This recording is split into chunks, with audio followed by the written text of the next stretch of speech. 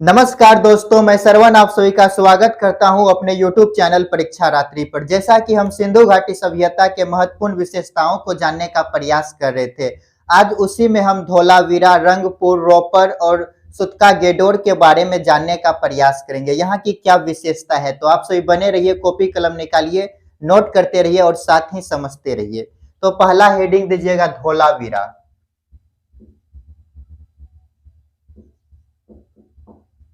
धोलावीरा,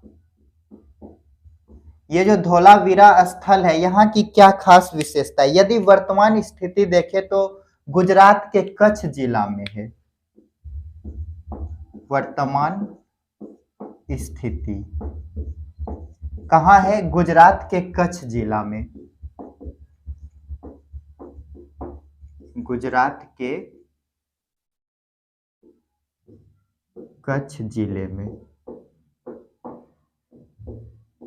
खोज किसने किया? तो 1967-68 में जगपति जोशी द्वारा। खोज 1967-68 में किसने किया? जगपति जोशी। जगपति जोशी द्वारा। और इसका वृहद उत्खनन किसके द्वारा किया गया? तो रविंद्र बिष्ट के द्वारा।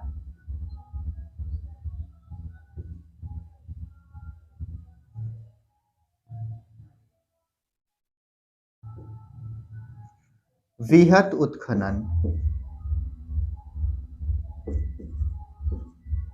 वृहद उत्खनन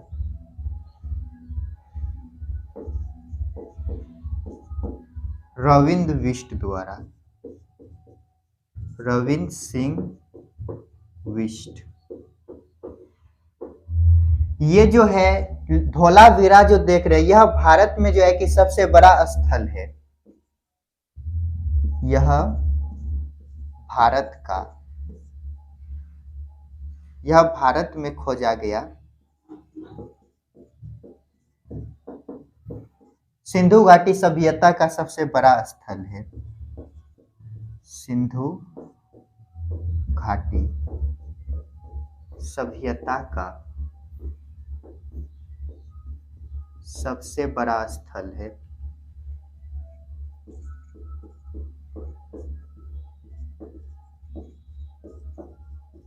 और भारतीय उपमहाद्वीप का चौथा सबसे बड़ा है। भारतीय उपमहाद्वीप का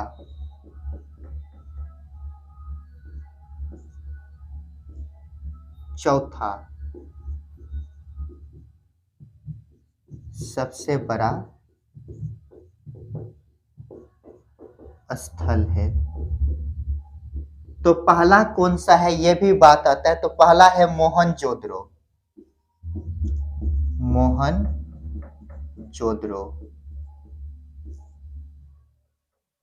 मोहनजोदड़ो के बाद है हड़प्पा। हड़प्पा के बाद है गनेरीवाला। गनेरी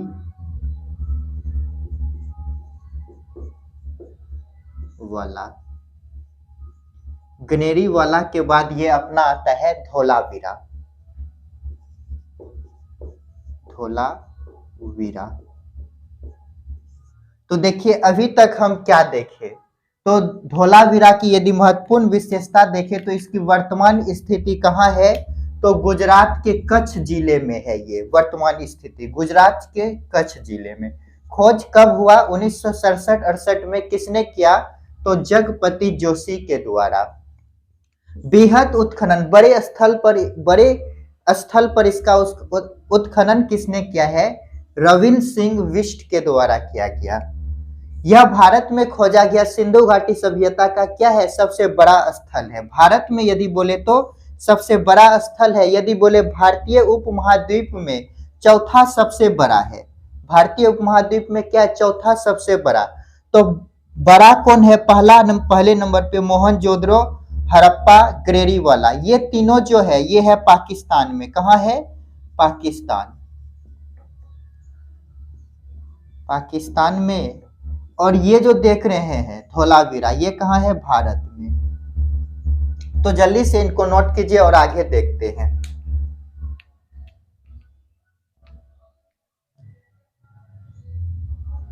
तो चलिए इसको मिटाते हैं और आगे विशेषता इनके देखने का प्रयास करते हैं।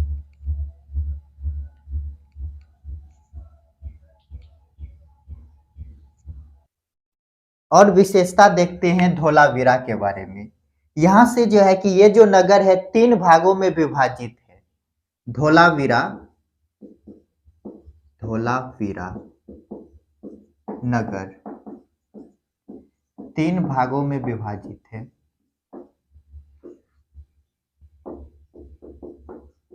विभाजित है। दुर्ग टीले जो है ये 2 भागों में विभाजित है। दुर्ग टीले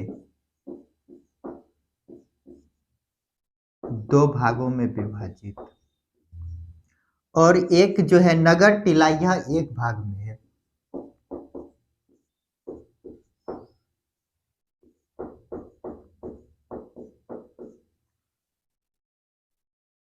ये कैसे है विभाजित, तो यहां पर देखते हैं।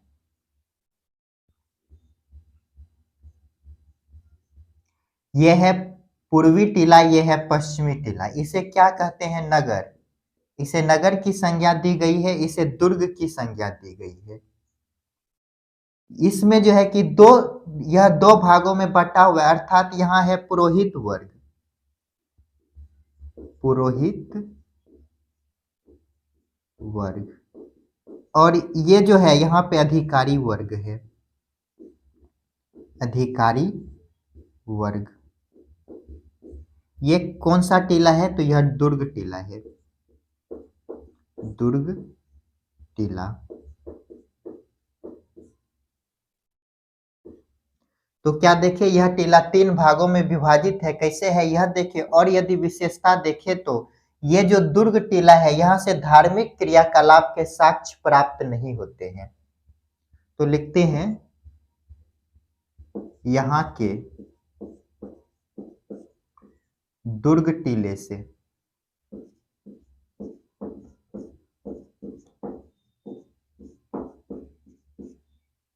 धार्मिक क्रियाकलाप के साक्ष्य प्राप्त नहीं होते हैं, साक्ष्य प्राप्त नहीं होते हैं।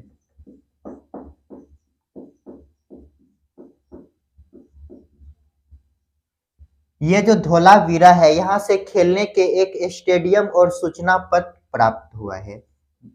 मोस्ट इंपोर्टेंट पॉइंट है, MI लिखिएगा, मोस्ट इंपोर्टेंट। क्या मिला है? यहाँ खेलने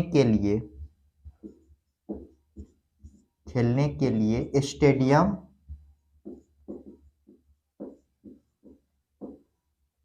प्लस सूचना पट प्राप्त हुआ है,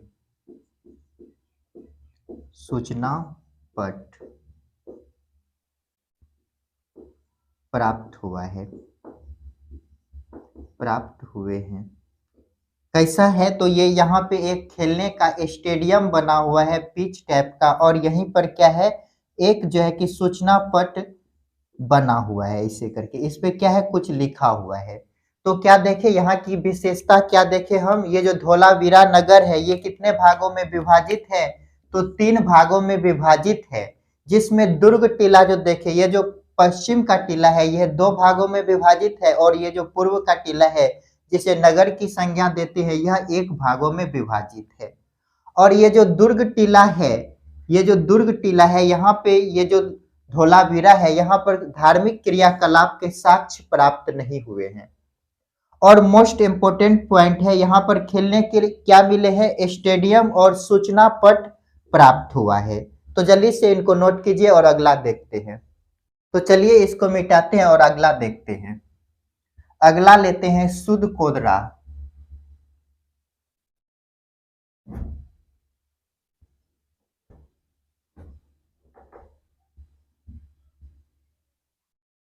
हेडिंग दीजिएगा सुर कोदरा।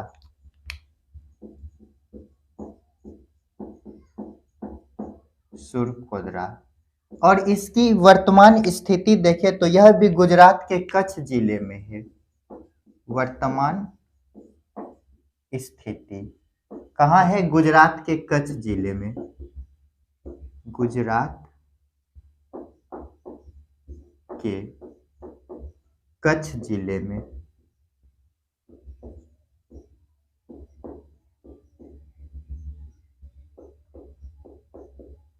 और इसका खोज किसने किया? तो 1960 में जगपति जोशी द्वारा खोज।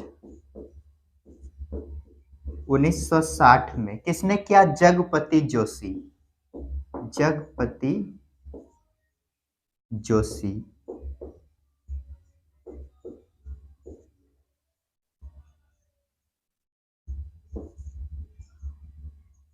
और यहाँ यह एकमात्र स्थल है जहां से कि घोड़े के अस्थियां प्राप्त हुए हैं। तो लिखते हैं यह एकमात्र स्थल है सिंधु घाटी सभ्यता का। सिंधु घाटी सभ्यता का यह एकमात्र स्थल है। स्थल है जहां से घोड़े की अस्थियां मिले हैं। घोड़े की अस्थियां बोले तो हड्डी मिला है। हड्डियां मिले हैं। तो क्या देखें हम? ये जो सुरकोदरा है इसकी वर्तमान स्थिति कहाँ है? तो गुजरात के कच्छ जिले में है। और इसका खोज किसने किया? तो 1960 में जगपति जोशी के द्वारा। और ये सिंधु घाटी सभ्यता का एकमात्र स्थल है जहां से क्या मिला है? घोड़े के अस्थियां मिली है। जल्दी से इनको नोट कीजिए। चलिए इसको मिटाते हैं और अगला देखते हैं। अगला लेते हैं रंगपुरा।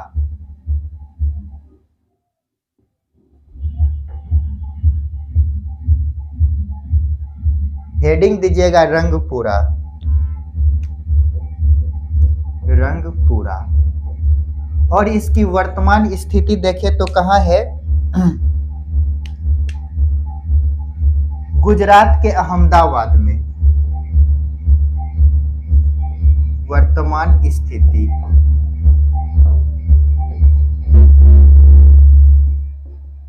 गुजरात के अहमदाबाद जिला में।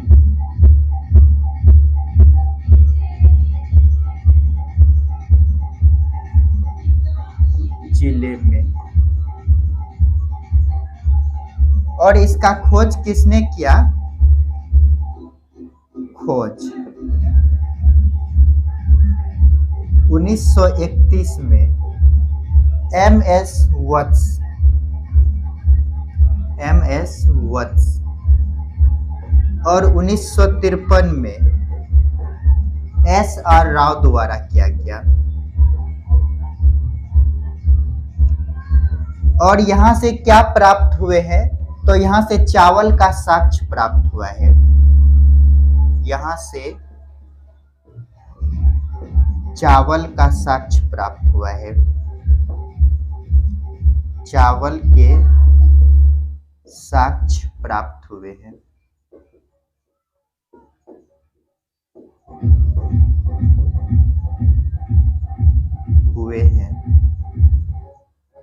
और यहाँ की एक खास विशेषता है, यहाँ से मुद्रा प्राप्त नहीं हुआ है। इम्पोर्टेंट लिखिएगा MI। यहाँ से क्या नहीं मिला है? यह एक ऐसा स्थल है जहाँ से मुद्रा प्राप्त नहीं हुआ है। यहाँ से मुद्रा के साक्ष्य प्राप्त नहीं हुए हैं। मुद्रा के साक्ष्य प्राप्त नहीं हुए हैं। तो देखिए यहाँ की विशेषता क्या देखें हम? इसकी वर्तमान स्थिति पहले देखें तो कहाँ है? तो गुजरात के अहमदाबाद जिले में। क्या है? तो रंगपुरा है। और इसका खोज 2 व्यक्ति ने किया। पहले 1931 में MS वत्स द्वारा, उसके बाद 1953 में SR राव द्वारा किया गया। और यहाँ से क्या मिला है, तो यहाँ से चावल के साक्ष्य प्राप्त हुए हैं। और यहाँ से क्या नहीं मिला है, इंपोर्टेंट पॉइंट है, तो यहाँ से मुद्रा के साक्ष्य प्राप्त नहीं हुए हैं। जल्दी से इनको नोट कीजिए और अगला देखते हैं। तो चलिए इसको मिटाते हैं और अगला देखते हैं। अगला देखते हैं हम रोपर के बारे में।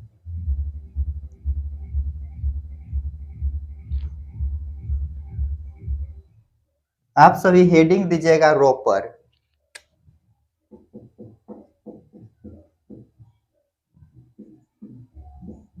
रोपर ये कहाँ है, तो पंजाब के सतलज नदी के तट पर। वर्तमान स्थिति कहाँ है, पंजाब के सतलज नदी के तट पर। पंजाब के सतलज नदी के तट पर। और इसका खोज किसने किया, तो यज्ञदत्त शर्मा। खोज 1955-56 में करता है। 1955-56 में किसने किया, यज्ञदत्त शर्मा। यज्ञदत्त शर्मा।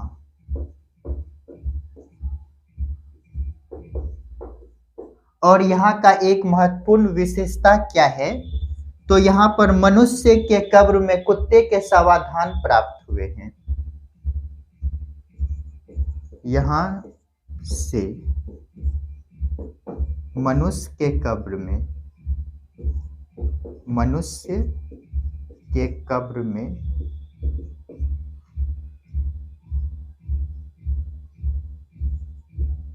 कुत्ते के समाधान के साक्ष्य प्राप्त हुए हैं। समाधान के साक्ष्य प्राप्त हुए हैं।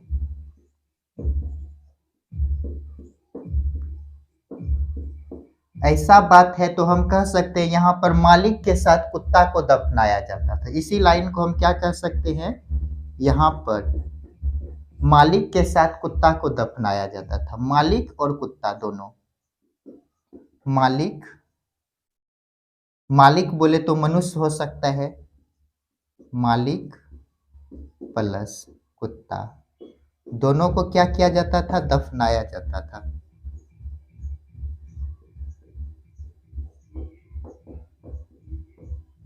एक साथ। कुत्ता से क्या होगा, उनको बेहतर लगा होगा, जब मनुष्य का मृत्यु होता होगा तो कुत्ता को भी साथ में दफना दिया जाता होगा।